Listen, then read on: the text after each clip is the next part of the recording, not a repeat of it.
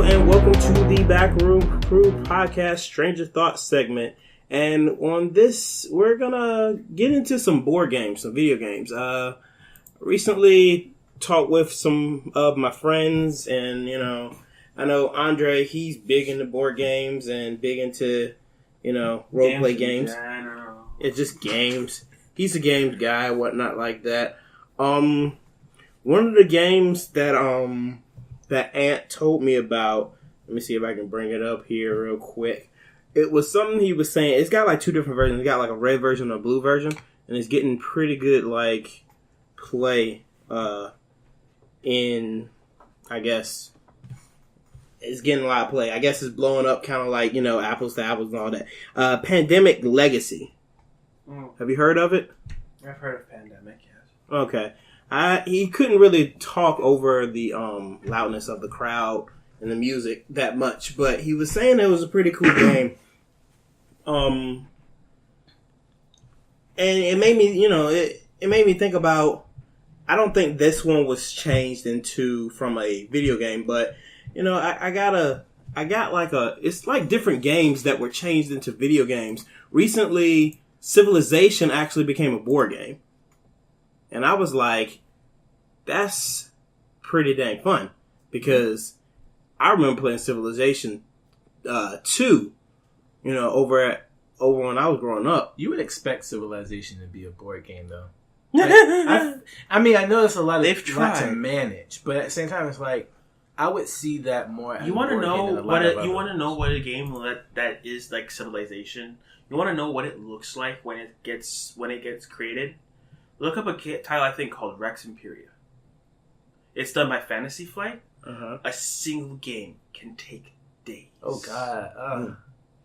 So we're not talking about a Risk or Catan type game. No, we're talking hardcore house rules Monopoly. Dude, don't ever bring up Monopoly. Don't bring up that trash. Monopoly, how you sit down at the table for a year. The end of friendships and everything. That's Cordyceps on it, I think. But corporate war against Boardwalk and Park Place. Yeah. Yeah, but it made me want to look up some other famous video games that got transferred over to the board game. XCOM the board game. Y'all heard of that?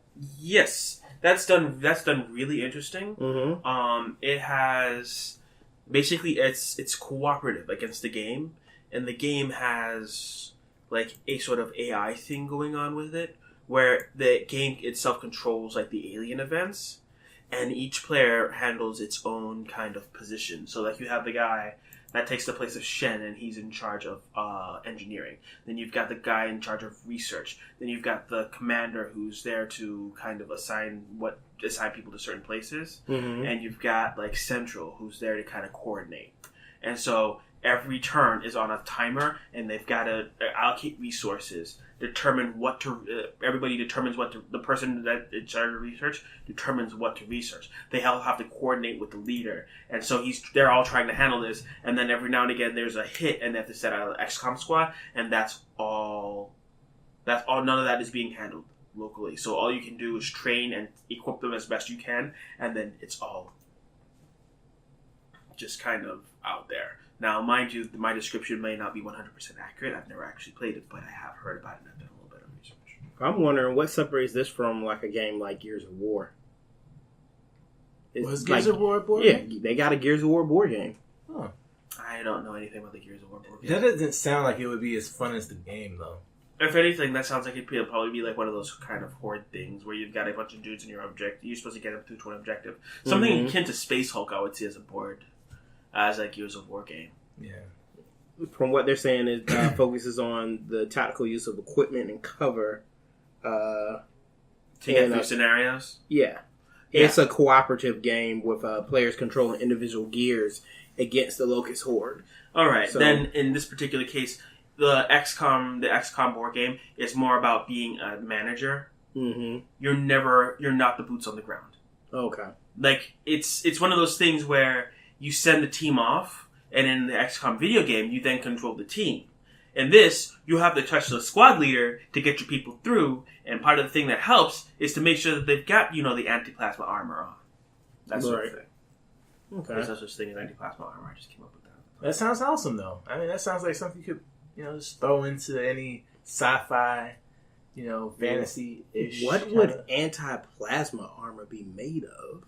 It would have to. That doesn't actually exist. I know it doesn't exist. But hell, yeah. What would it be made of? If anything, considering how projected plasma works, it's usually super hot. It's a super hot gas trapped in a magnetic field. Yeah. So if anything, anti-plasma armor would be figure out some way to disrupt or otherwise prevent dissipate that from the hot gas. Not dissipate the gas, but disrupt the field because the magnetic field's wrong. That's right. Kind of like an EMP in the armor.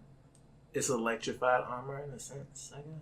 It would be more like it would project a barrier that would block the gas from getting to you, I guess that would work. That would be weird. That sounds like something that you would really want to find out, though. Like, it would be a lot of testing and a lot of people dying. Well, no, I mean, I don't know if you've ever read the story The Name of the Wind by Patrick Rothfuss, but they have something similar where there's two competing methods of magic in this world. One is actual magic, where you would learn the name of the wall, like the material the wall is made out of. Glorious! Pause.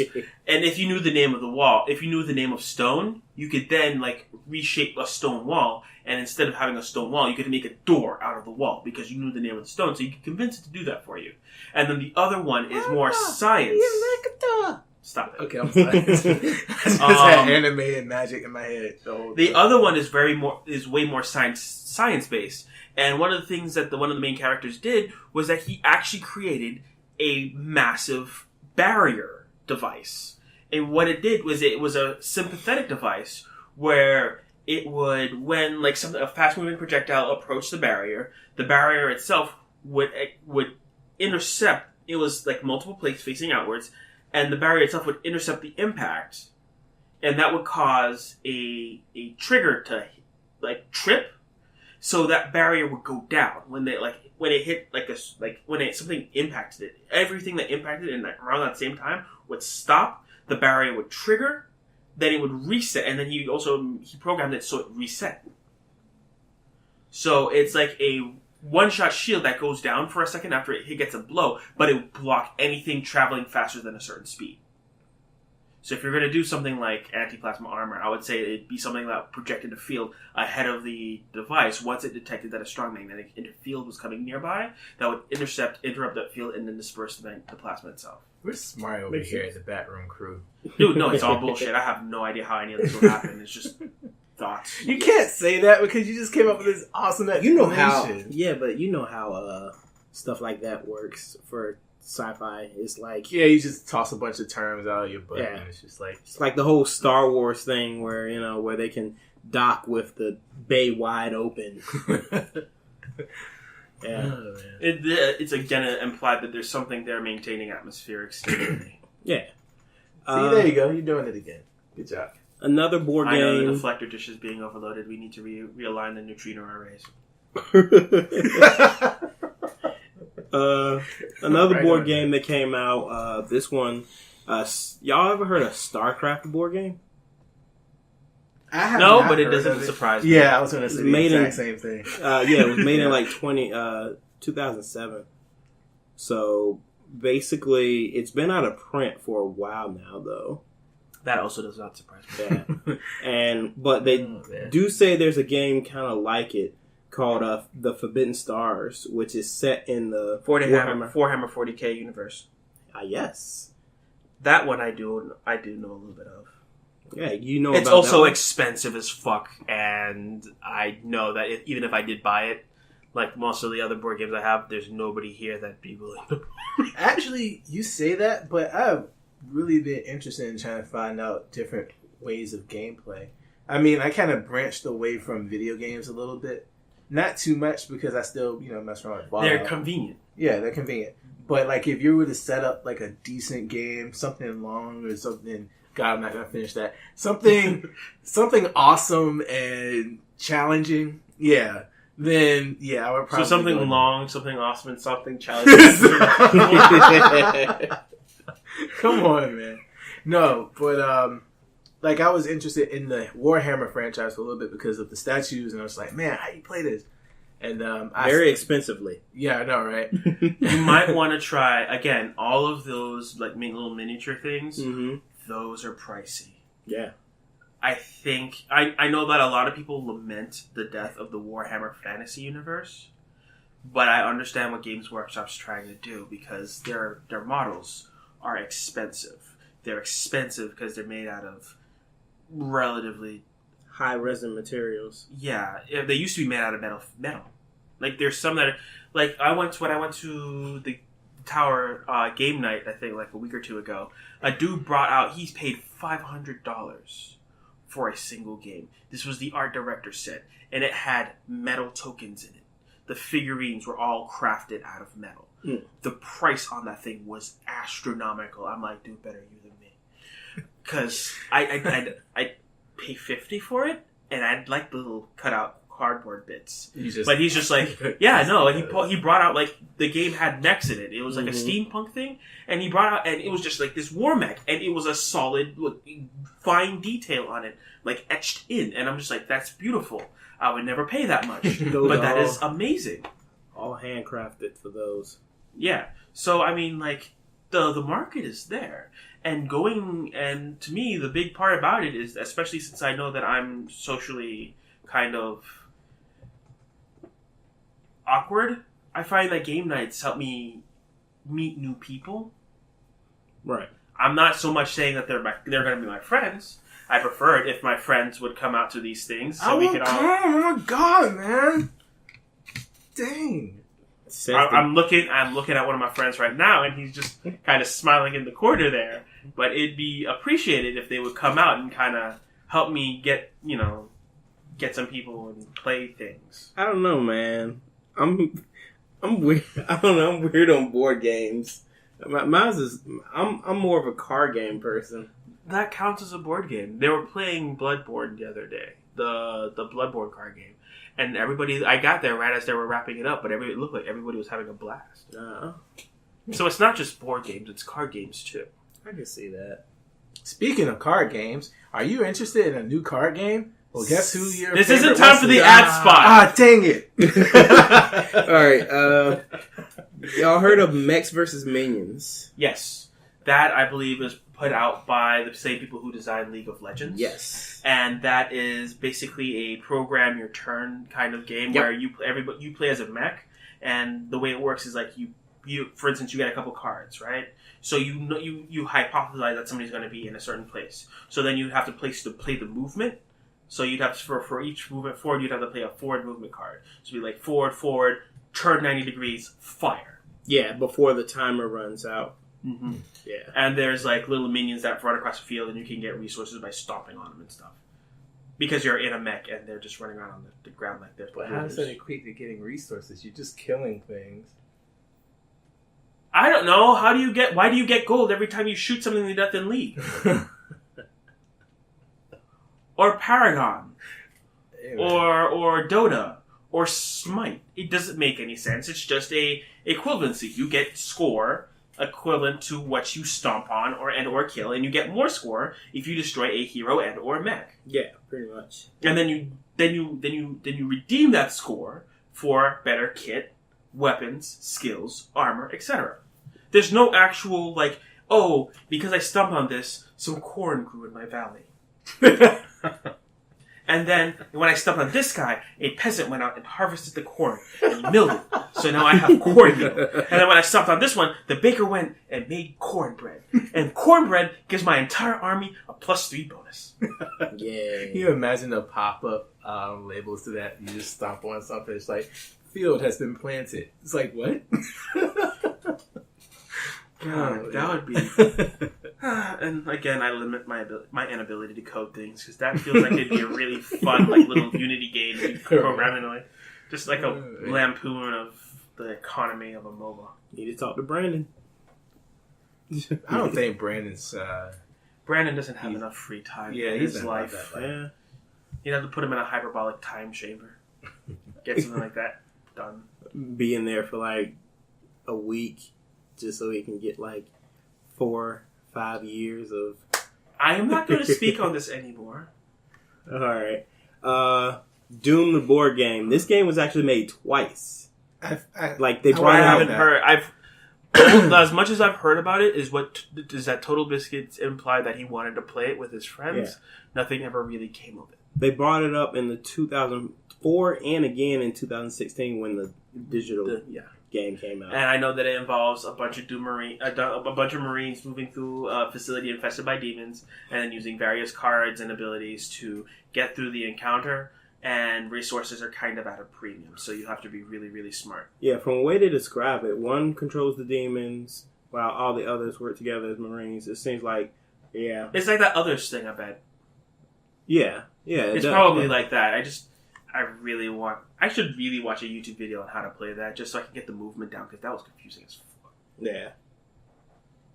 But, I mean, it'd be pretty freaking cool, like, just going through and...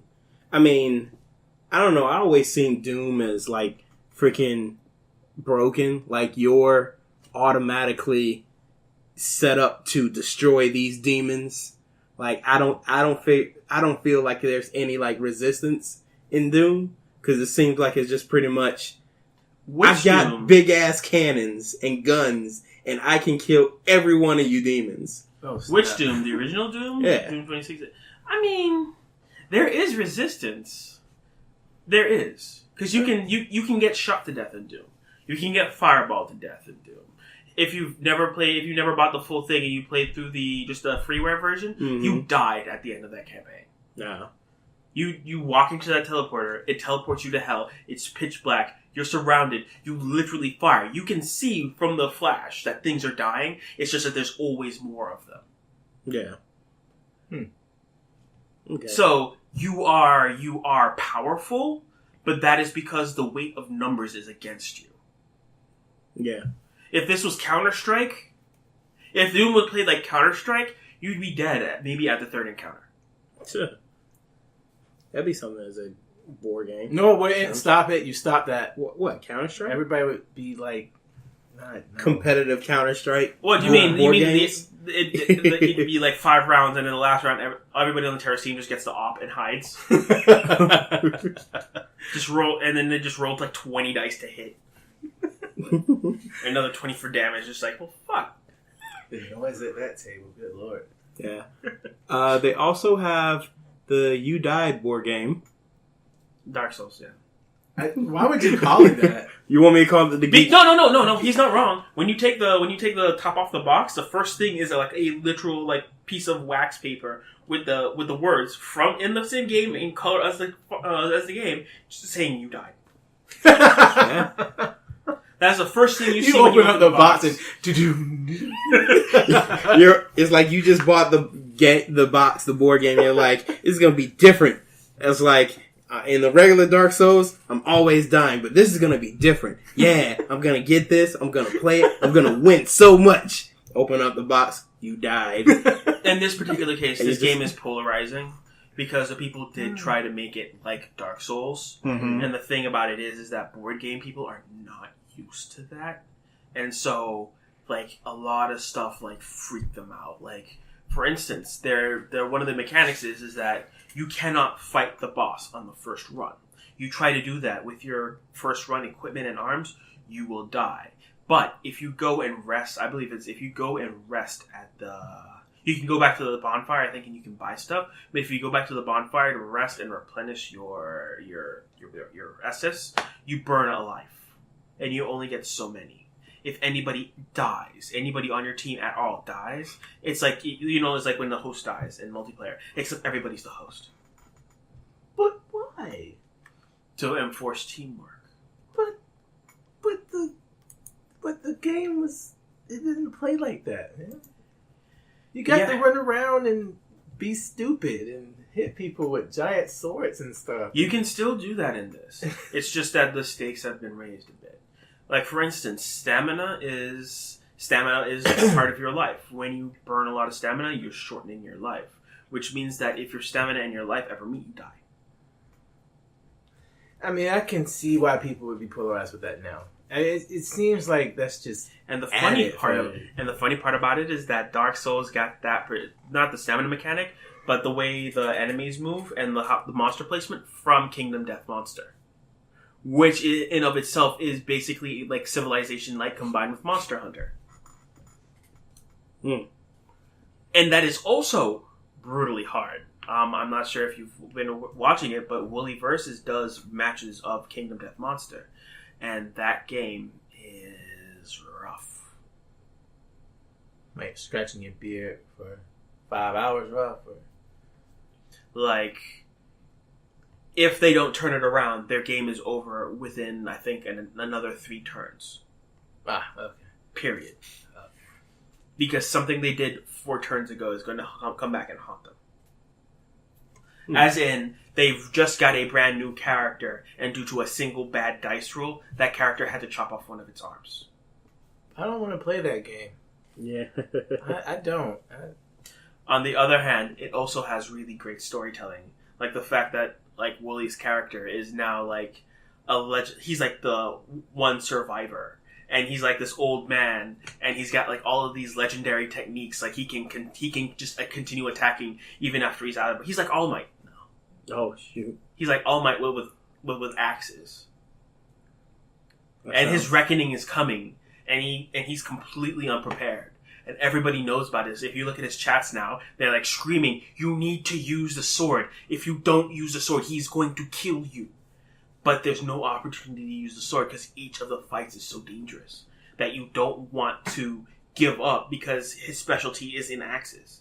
You don't want to give up that specialty to use something that might miss and get somebody killed because they're already low on people. But at the same time, if you don't, you're going to die. Yeah. Have you guys ever heard about the Legend 27? Legend 27. I'm not gonna go over the list of all of them, but some of the other ones that I saw: Resident Evil deck building game, BioShock Infinite, Siege of Columbia, Batman Arkham City Escape. Trash. Anyway, and we also got Portal, the uncooperative cake acquisition game. Cake acquisition? Yeah, that sounds awesome. Yeah, uncooperative. Oh. It maintains the same sense of humans as a game. Sense of humor. Actually, no. That's Portal we're talking about. Yeah. So, you're just playing as GLaDOS. when one of the lab room plunges into oblivion at the end of your turn, you have the chance to earn rewards for the test subjects that perish, potentially including cake. Potentially, but we all know about that. About that cake. Oh man. Hey, they didn't say you did. They said potentially. Yeah.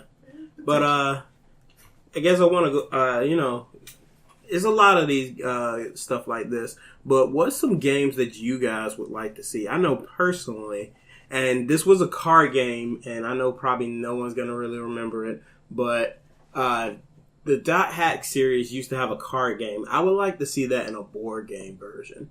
Because it was a very different card game. It played a little bit like Magic, but also kind of like the Pokemon trading card game, where you work getting prizes or whatnot. But I think it would be pretty good as a cooperative board game because you could actually have a team of people with it, So I think that would be pretty good for it as a, video game into that. I also like to see maybe a, I guess, who? No, please continue. No, he was flicking. Okay, you know what? No, I'm going to mention this. He was flicking one of these nylon washers, and he didn't make it. So I just shouted out failure, but silently. Oh, okay. Also, I don't know if RPGs would work or JRPGs. Actually, I have one in mind. Where is Shiga? Really? Each player, like for instance, just off the top of my head, each player manages a cursed clan. They have, let's say, 5 years to gain all of the sacred relics. And it doesn't matter, like, as soon the whole objective is that each player is a clan. They have to just obtain the sacred relic and start the festival back up again. And the objective is to get all of the sacred relics and put an end to the curse before 5 years have passed. So you have like character creation and management. Each character has like different deities. I would really put a lot more weight onto the deities themselves with each, like maybe narrow down the amount of deities, but giving the deities specific boons and buffs that apply to their kids. And by limiting it to 5 years, like I guess just off the top of my head, 5 years each year being maybe a turn where you have different actions you can take to gain those relics. And then each year being a turn and only 5 years? That's only a 5-turn game. Sounds pretty but hardcore. I mean, it does sound short, but depending on the complexity each turn can have. Because you can, if you have a bunch, because again, like I said, you're running a clan. Yeah. So, I mean, if you've got worker placements and scouting and negotiations and relic making and a bunch of other things going on, each turn can take a while. Yeah. I mean, if you really want to narrow it down, maybe seasons. Okay. Because there's different instruments for each season. Like there's a spring festival, an autumn festival, a summer festival, and then there's like the solstices. Yeah. So I mean, if you really consider that, and you do it maybe once per season, where each season you have a chance of getting one of those relics, and you also get a chance of getting one of the solstice ones. Then there's everything else that you have to do, like clan management, that sort of thing, managing loyalty for actual like adventuring members. Like the defined adventuring members, like they have to go out and get it because nobody else can survive. Whatever reasons, they're the ones that are touched by the gods, that sort of thing. Like it could be really interesting. I could see that. What about you, Wes? What's your number one game you would want to see? Don't say Fallout. I was going to. And you want to know why I didn't know? Why? Because they had just came out with a Fallout board game. Literally, just came out with a Fallout board game. Dun, dun, dun. Okay. Like, is the power armor still crap? Oh, snap. But you can find it like at every turn. No, I just finished doing the Paladin Dance thing where you turn on the thrusters and he's underneath the rocket thrusters in his power armor and he's standing there and he's slowly bending over as the force pushes him down to the ground. And I'm like, that is fucking power armor. That is badass. That's what you should be doing all the time. A guy shouldn't be able to take a laser pistol and kill you. Pew pew! Pew pew pew! Oh! Oh! So what game? So what game you got, Wes? Well, actually, I was going to say that was made by Fantasy Flight Games. Fantasy Flight does a lot of interesting stuff. But if I had to really pick one off the top of my head, God, what's a good platformer? A platformer? Really now? Mm-hmm. How would that work? I don't see. That's the thing. It's like I wouldn't know how you would get the mechanics to work well in a game like that, but it would be a nice challenge. I know it would. It needs to be fun to play. It doesn't need to be a challenge. If the game is more challenging than fun, it's not going to work. Well, of course, yeah. But I mean, like, if you were going to go at it, you would probably have to take a little bit of a gamble with the movement system. I think that would really kind of break it, make or break it. Because if you're having to do turn-based, then it's not going to seem as platformer-y. Again, and that's the whole problem, is that board games can't do real time very well. Right. And so, yeah. But, or you could do a card game. You know, it could be a card game, a deck builder or something. But yeah, either that or there's too many space games. What do you mean there's too many space? There's not enough. There's too many games. There's not enough, sir. Too many board games in space. I'm sorry, I had to say that. No, there's not. Space is infinite and can hold an infinite amount of board games. It would be awesome to get a Dig Dug board game. A what? Dig Dug. Have you even played Dig Dug? Yes, I have. When? A long time ago. Hey, it's like saying it'd be awesome to have a Q*bert video game. Come on. A keyboard board game. Come on. Yeah, I mean, Stop it. Yeah, if he wants a Dig Dug board game, Challenges. That's all it is. If you could make it interesting, I guarantee people would play it. I got it. You can do a platformer, but instead of actually playing the guy who's doing the platforming, you build a level. That would be interesting. Mm-hmm. Yeah, that would be pretty interesting. It would be like if you made the Mario World Builder thingy the main focus of the game, and then you had to run Mario through it. Okay. Like somebody like the elder player would have to run a Mario, run somebody through it. Now the trick is that it needs to be completable. It can't just be like you make a straight line and then you wins. But you'd also have to figure out a way to prevent somebody from being it's not to prevent them from being a dick. They need to be a dick, but they can't be too much of a dick. Where the person is running and they're doing the thing, and all of a sudden there's like a 5 dice high wall, and man, you can get us 4 dice. Oh man. Yeah. Okay. So that has been the Stranger Thoughts section of our podcast. If you like this, then give us a like, share it around, and don't forget to hit that subscribe button if you like this. And we will be back for the next segment in a bit, so stay tuned.